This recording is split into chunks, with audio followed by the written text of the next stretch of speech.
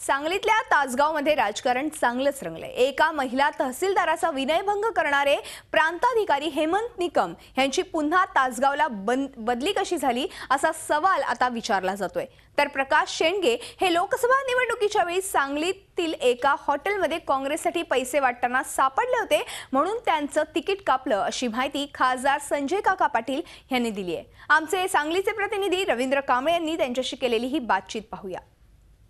लोकसभा निवडणुकीनंतर आता विधानसभा निवडणुकीच्या वेळी सुद्धा गृहमंत्री आर पाटील आणि खासदार संजय काका पाटील यांच्यातच शाब्दिक चकमकी उडत आहेत। आपल्यासोबत आता बोलण्यासाठी खासदार संजय काका पाटील आहेत, आपण त्यांच्याशी बातचीत करू। गृहमंत्री आर पाटील यांचा अर्ज अवैध असण्याबाबत तुम्ही तक्रार केली होती, मात्र त्यांना क्लीन चिट मिळाली असं सांगण्यात येत आहे, काय नेमकं? त्यामध्ये मी आत्ता बैठकीमध्ये सुद्धा आरोप केला की यामध्ये फार मोठं गौडबंगाल आहे की तो अर्ज उडत असताना तो अर्ज राखण्यासाठी जे काही मॅनिप्युलेशन झालेलं आहे, जे काही बनवाबनवी झालेली आहे ती सगळी उघड झालेली आहे आणि या संबंधामध्ये मी तक्रारी करतोय। ती सगळी कागदपत्रही मिळवलेली आहेत। आत्तापर्यंतच्या तिन्ही चारही निवडणुका या माणसानं लबाडी करून भानगडी करूनच जिंकलेल्या आहेत। तेव्हा या सगळ्या गोष्टींची सुद्धा जर खरंच ते पावित्र्य असेल तर एकदा चांगल्या एजन्सी मार्फत CBI वगैरे याच्या मार्फत या सगळ्या निवडणुकींच्या चौकशा व्हाव्यात।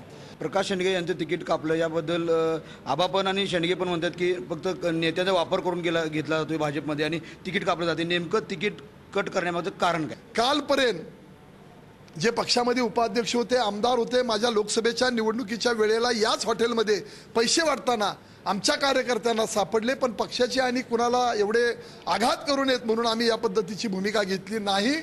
तेव्हा अशा माणसांना पक्षानं शासन दिलेलं आहे की जे पक्षाशी बेईमान होतात, गद्दारी करतात आणि त्यांच्या मागण्या वेगळ्या दाखवल्या जातात। समाजामध्ये स्वतःकडे काम नसल्यामुळं भांडणं कशी लागतील आणि माझी पोळी कशी साधली जाईल अशी ही भूमिका अतिशय चुकीच्या पद्धतीनं चालू आहे। खासदार संजय काका पाटील यांनी पुन्हा एकदा आबांच्यावर तोफ डागलेली आहे, त्यामुळे निवडणूक होईपर्यंत आबा आणि काकांचा संघर्ष थांबणार का हे मात्र सांगणं कठीण आहे। व्हिडिओ जर्नलिस्ट प्रसन्नजी सोबत रवींद्र कांबळे, झी मीडिया, सांगली।